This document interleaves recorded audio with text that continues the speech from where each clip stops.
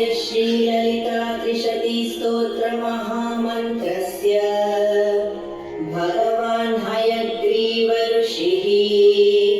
अनुष्टुप् छन्दः श्रीललिता महात्रिपुरसुन्दरी देवता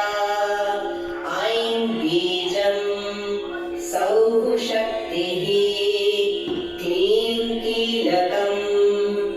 मम धर्मार्थकाममोक्षचतुर्विधफलपुरुषार्थसिद्ध्यर्थे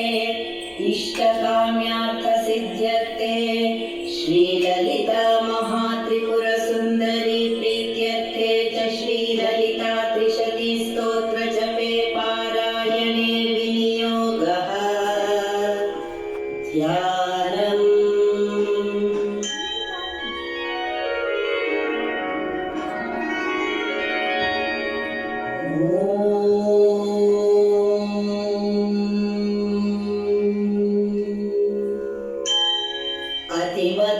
अतिमधुरचापहस्ताम् अपरिमितामोदबाणसौभाग्याम्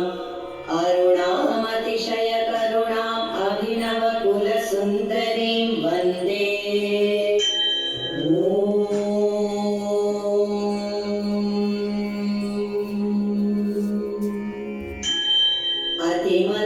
अतिमधुरचापहस्ताम् अपरिमिता